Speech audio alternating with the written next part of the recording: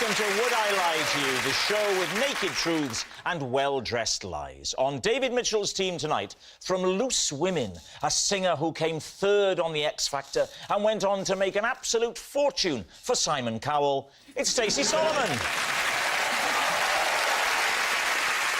And here to grab tonight's show firmly by the consonant, vowel, consonant, consonants from Countdown is Susie Dent. And on Lee Mack's team tonight, a man who cried when he won Strictly. I did too. I had a tenner on Ed Balls. It's Oduba. And a comedian who in 1993 starred in The Smell of Reeves and Mortimer. These days, that smell, of course, is a mixture of Werther's Originals and gin. It's Bob Mortimer. We begin, as always, with round one, Home Truths, where our panellists each read out a statement from the card in front of them. Now, to make things harder, they've never seen the card before. They've no idea what they'll be faced with, and it's up to the opposing team to sort the fact from the fiction. Susie, you're first up. OK. My dad once broke my leg during a particularly vigorous bout of gargalesis. Lee, I can guess your first question. So, what does the word dad mean? So, go on, what is gargalesis? Gargalesis is very heavy tickling. Oh. Did you call it roughhousing? We used to call it roughhousing, as well as gargalesis, obviously. You call it roughhousing? Yeah. That's like where I used to live.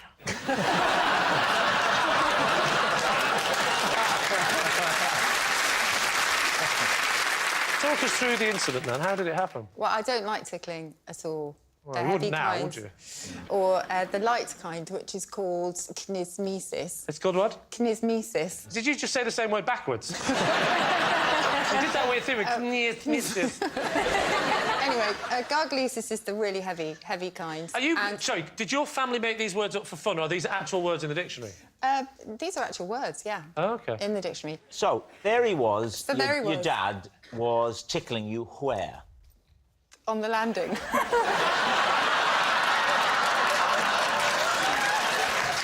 How old were you, Susie? I was 7. 7 years of age. And how old was your dad at this time? My dad would have been, I don't know. Oh, you forgot you do the words, not the maths, don't you? Do you want to phone Rachel and get back to me? And so just because I absolutely hate tickling, was desperate to get away and went to move off, and in doing so kind of left my leg behind. Which leg was it, Susie? It was my left leg, and it's still ever so slightly crooked. Is it? Yeah. You were tapping your right leg before. Yes, it was. That's what I was I? Yeah, I mean, you do legs left No, and right. it's It my just, left leg. you know. So what do you think, Lee? Is that the truth? This is what might have happened. They might have given her a card with a word on, knowing she's a wordsmith. Yeah. And then she's gone, right, I better give a meaning to this word quickly. I'll say tickling. Well, I'll tell you what. Because Susie was coming on the show, we have got a dictionary. Ah. So... And is this cheating? Are we allowed to do this? I'm allowed to do whatever I want. Susie, would you spell it for me? It's the wrong way up. Would you spell it for me, please? Good job you put those glasses on.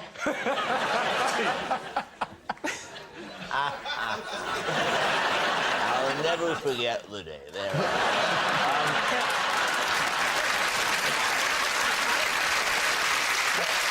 How do you spell it? G-A... G, right, give me a minute.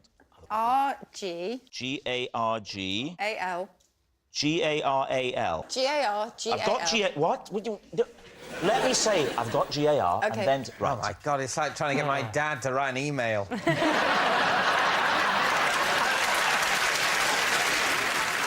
No, it's not. It's seriously not in here. G-A-R, it goes from garfish to gargani, which is a small duck. Oh, yeah. OK, so we've got a problem here, haven't we? Because we found out that the word doesn't exist. You said G-A-R-G-A-L. It's a small dictionary. It's not a small massive. dictionary, it's huge. So, what's it going to be? I'm totally confused on this one. I'm a lie now, I think. You're a lie now? Yeah. Why? Well, based on the wrong leg, this strange word, two strange words. Not for me. So we say lie. For me, Lee, yeah. So lie. For lie? me, lie. We're going lie. It's a lie. Susie, Truth or lie? It is, in fact... Yeah. Well, there we are. It's true. Susie did once break her leg after her dad tickled her. Bob, you're up next. Ooh. For the past 15 years, I have performed my own dentistry. David's team. So, give us a big grin. It could be true. I know that you're implying I'm a bad dentist. No, because even very, very, very good dentists sometimes get someone else to do their teeth. And by sometimes, I, of course, mean always. How do you do that? Like, what do you do? Yeah. Well, no, the key to it is I don't do extractions. I haven't had to. I haven't. Fillings? I do Caps? fillings. I do fillings, crown replacement. I repair bridges. Specifically, I don't do, so don't ask, Stacey. I don't do implants. Oh. I don't do root Do you canal. drill? I do have a drill I use. You yeah. have to do a filling, you've got to drill it out first, haven't Exactly, yeah. Do you use local anaesthetic? Yeah. No need. No need. No need. Why? Because it's not true. The situation in my mouth is I have one very long piece of teeth, that white bit there. That's Yeah. all one piece, yeah? What? One piece. But Made to look like many teeth. Oh, it is. So that's It's false. false teeth. Yes. OK. Either end of this, I have two what you call crowns, yeah? Right at the end. At the bottom, I have my own teeth here. As my dentist says, my bottom one's a poppadom colour, yeah? And my top one's a pilo rice. So who said that? My dentist. So this was some time ago? No. David, 15 years. I perform my own dentistry. Yeah. There's no exclusivity there. You still have a dentist, Yes. but you just don't let him do all the stuff. Yes. Why is your mouth in such a state? Because I used to have 17 sugars in a cup of coffee or tea. 17? 17, yes. 17 in a mug? Yes. If I had 18, it's too sweet for me.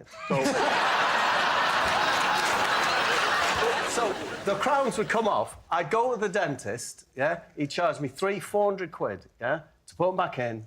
And it's outrageous. And I heard this magic word. I heard him say to his dental nurse, Fuji-9. Yeah? Fuji-9. And I became aware that this Fuji-9, it's actually a luting cement, which means you can use it... Are you sure he wasn't halfway through a Japanese football result?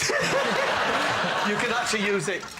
It mixed 1-to-1, the liquid and the powder, it's a cement, yeah? Mixed 2-part liquid, Yeah. then it becomes more malleable for fillings. I found a way via my TV work to get hold of some Fuji-9. Once you have Fuji-9, Why could you are a dentist. So what equipment do you have, then? All I have is my Fuji-9 with its little orange spoon, with a bigger end and a littler end. For the different amounts, depending on whether you want the Like- 50-50 or the 2-to-1. That's Fuji-9. Yeah. It's all done for you. It's done for you. It's magic. It's magic. And then It's magic. it's like the cement is softer than your teeth, yeah? So I have a leather maker's drill, yeah? Leather maker's drill. Yes, a leather maker's drill, because that has sanding fitments to grind it down. You got to check your bite after you fix the crown. If you get it a bit wonky, your bite won't be right. So you have to file the Fuji down. Oh, that bite's nice now. That's nice. OK, but That's true. The other thing you've got to check after doing your own dentistry is your mental health. Do you not need one of those special lights? Kitchen island. I've got a kitchen island. It's nice to have a kitchen island, isn't it? Yeah. And it has it's the only place with a big light over it. So my son has a PlayStation seat that's very low back, like that. So PlayStation seat. yeah, it's a gamer's seat. And I put that on the kitchen Island. On the kitchen island. Put it on the island. Yeah. So you're up high on the island. Yes, because then that puts the lamp about there. And so you're in a PlayStation gamer's seat. Yes. Balancing on... What's the surface of the kitchen island? Do you know, I think it's Corian. It's very nice. Corian was originally what was used for autopsy surfaces. Again, so... Are you doing your own autopsies at home as well? Oh, what to say? Bob, the dog's dead. Bring it in. Bring it in. So, if I was to say this, the hardest thing is there's somewhere to hold the mirror. I think the hardest thing is But to sell the story, Bob. I have the most curved Indian instrument called a samashi or something. And if I put it next to me on my gaming thing, the curve of it, it's like a flute thing. The curve of it goes there, and I can put my mirror there like that. Got the light there, game thing. Sorry, you hang the mirror on the end of a curvaceous Indian musical instrument. Yes. But this is very specific. So what's it going to be? There's a lot of detail. Yeah. If he was trying to make this story plausible, why would he say the way I set up the mirror is that I tie it to the end of an Indian musical instrument? Do you remember Bob being on this show before? Yes, and it's always true. It's true about the masks in Castle Douglas. It was true about him being able to tear an apple apart with his bare hands. It was true about the game in the gardens. Well, look, whether or not it's true, and we don't know yet, don't try it at home. I should say. Do you ever do extractions, Bob? I've never done an extraction. Because I genuinely had an extraction yesterday, look. You see it out there? Oh, they've not used Fuji.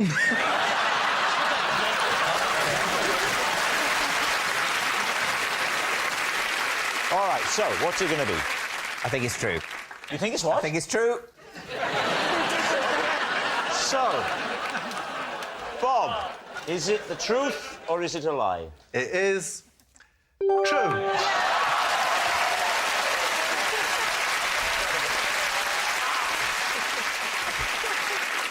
Our next round is called This Is My, where we bring on a mystery guest who has a close connection to one of our panellists. Now, this week, each of David's team will claim it's them that has the genuine connection to the guest, and it's up to Lee's team to spot who's telling the truth. So please welcome this week's special guest, John.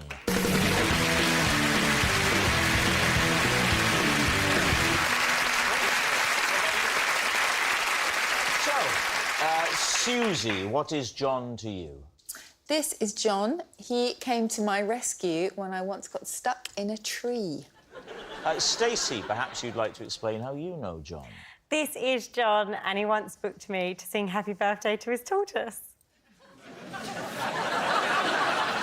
And finally, David, what is your relationship with John?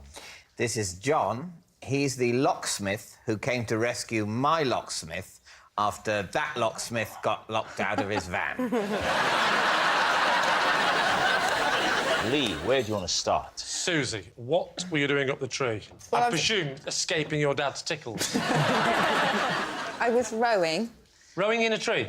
No, in a boat on my own for one of the very first times, because I'd always been out with John, who was my rowing coach. And when you're rowing, of course, you have to go steer backwards. And I steered straight into a tree, and it was a tree that was overhanging the river. And I got my rowing jersey. Call it a life jacket. No, it didn't have a life jacket. It was just a rowing jersey. A rowing jersey? Yeah. Did you have any sort of lifesaver on? No. Oh, dear. No. But I can swim. Well, I'll tell you what, if he really is your coach, then once this is over, I'll be having a pretty stern word with him. What, so a little bit of branch snagged your top? Yeah, but then it just dragged me into this labyrinth of branches. Oh, so now you're lost in the branches. So what happened? John saw me, and then John is a very tough coach. Quite quiet, it's isn't tough love, and he's quite quiet. This is quite...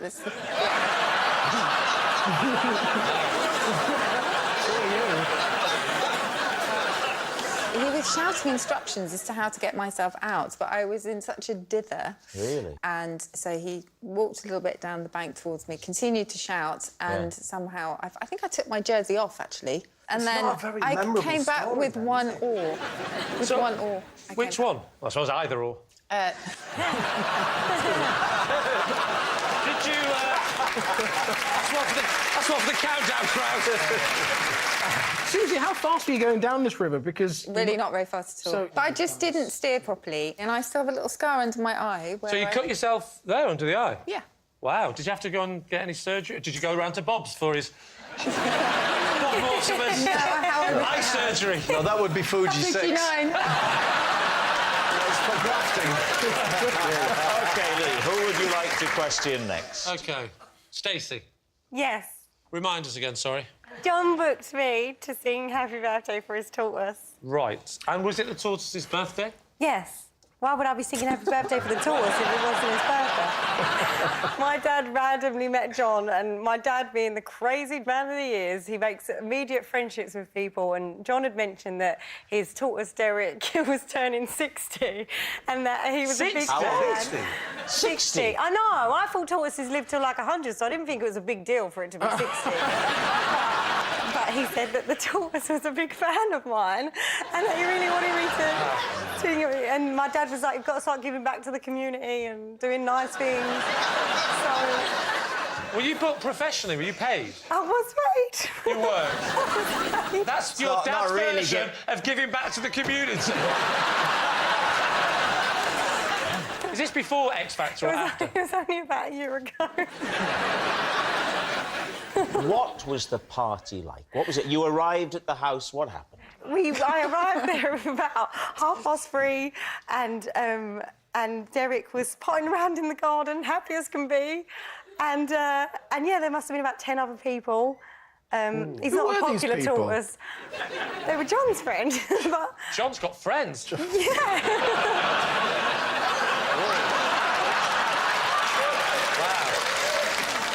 That was the worst look I've ever been given on the show. Did you sing unaccompanied, or was there some musical backing? There was a conversation about doing it like Marilyn Monroe style, but I didn't feel comfortable doing it like that. Would you sing it now for us? If you did want to sing it... Oh, good, you brought the tortoise's head. Would you like to... You could imagine David is the tortoise, if you like. OK. He could just sit there and look at you. Derek? I'm the tortoise. Yes, you Okay, did... He was a bit happier. It was his birthday.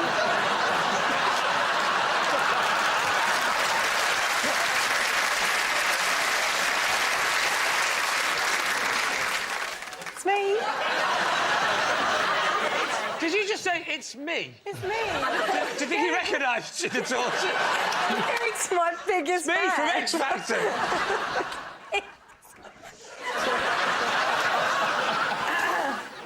Happy birthday to you, Derek. Happy birthday to you.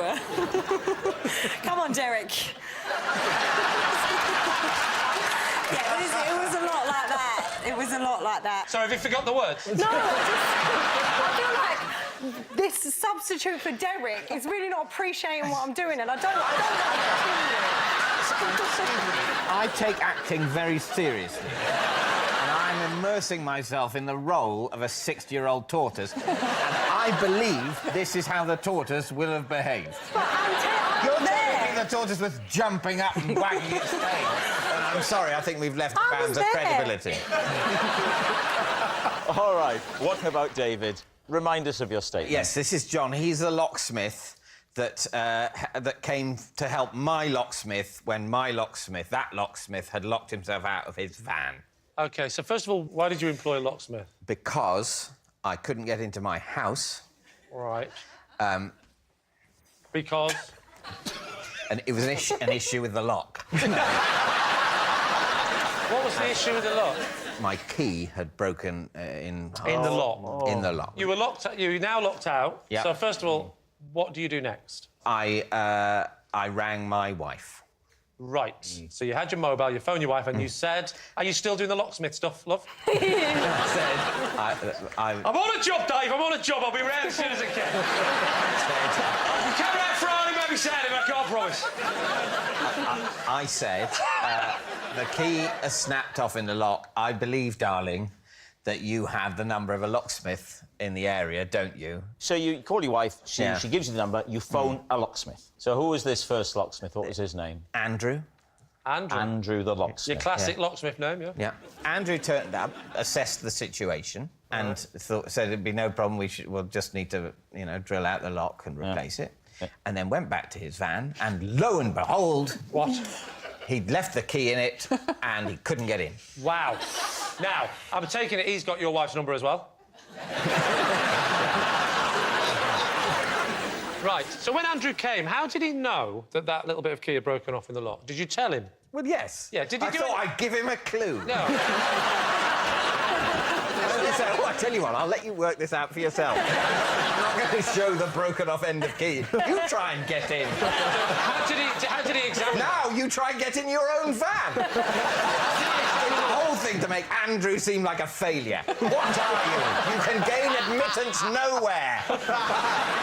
Who did you phone next? What happens next? I didn't phone. Did Andrew phoned. you almost looked at him then, didn't you? I did look at him. But he didn't phone him. No, he's the phonee, not the phoner. I mean, he's literally the phonee. Yeah. If you're saying you know. Yeah. So, another one for the countdown audience. Andrew, not John, Yeah. called his own company. OK. Yeah. OK. Which I thought was a good sign. So John now turns up in the identical-looking van, because it's a company van, I assume. Mm-hmm. He said, like I was trying to trick you there. Were you not? No, I was just you should try that. So he turns up in a completely different van, right? Yes, we couldn't turn up in the same van. He turns up in a different... In fact, no, what happened was, Andrew rang, John answered and said, well, funnily enough, I'm asleep in the van. And I can open it from the inside. So he turns up. Yeah. And how does he get him out of the van? Talk us through the process. I know he's a locksmith, but roughly what did he do? I don't know, Did even you watch? roughly. No, I just stayed sitting on the bench by my front door. You got a looking bench at by my your front door? phone. Bench By your front door. Is that where you make people wait?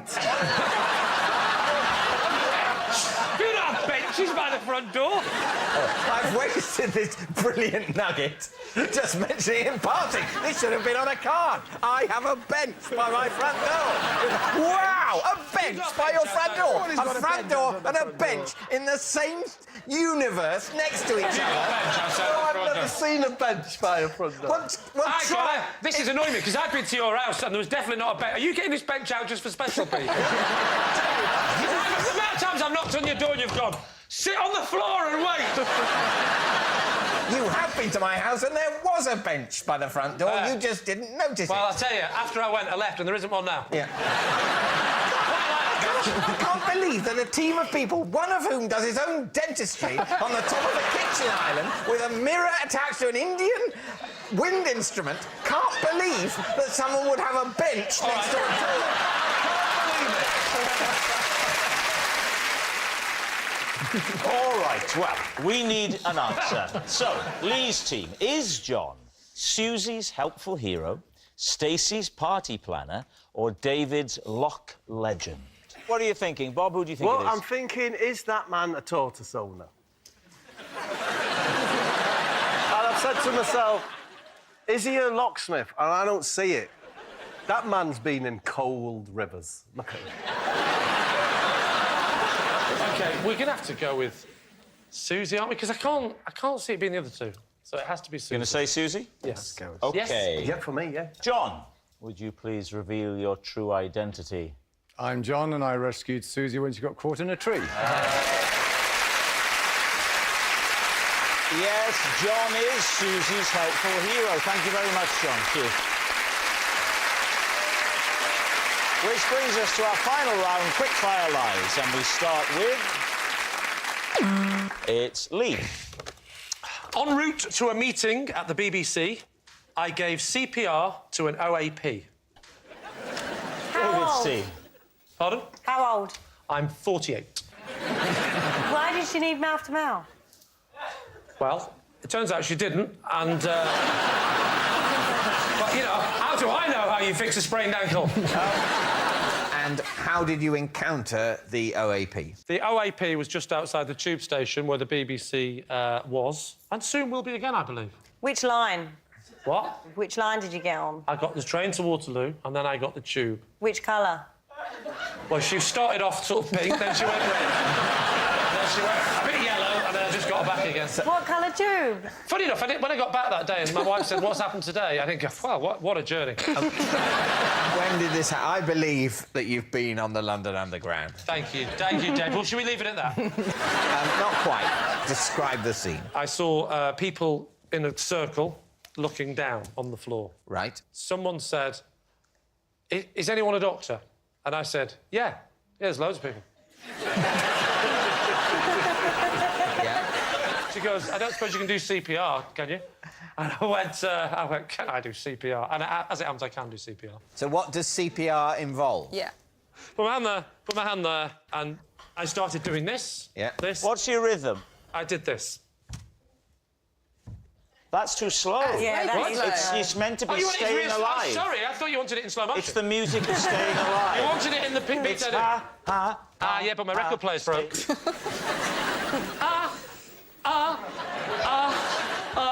Staying alive.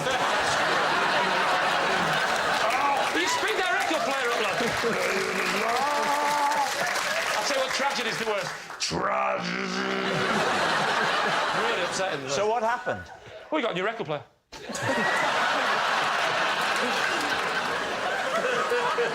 How many of these did you do? I think I did. Staying alive. That was a problem. I paused for the high-pitched note, and she went blue again. Staying alive. Staying alive. This didn't help.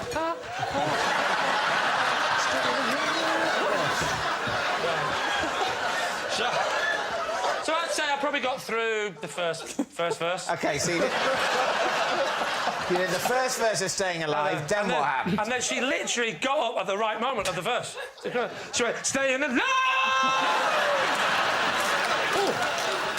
And then the ambulance came and took her off, and she went straight over a bridge and died. So, what are you thinking? Stacey, does that have the ring of truth for you? Awful ending to the story, I'm so sorry. I'm very suspicious that he doesn't even know what tube he got on. You really, that's the most doubtful part of the story. What do you think, Susie? Yes. No, I think his rhythm was all wrong. Whoa. I've been told that before. No, I don't believe it. Don't believe it? No. Then we think it's a lie. You think he was making all of that I do, up? Goodness I'm me. afraid. Lee, truth or lie? This is, in fact, a lie! I missed. Yes, it's a lie. That noise signals time is up. It's the end of the show. I can reveal that. David's team have won by 3 points to 1. Thank you for watching. We'll see you next time. Good night. Miriam, if you like dancing and partying through the night, Havana is the place to be. The Real Marigold on tour next, while BBC Two follows a former rugby player who became a double amputee in his search for work. It's Employable Me.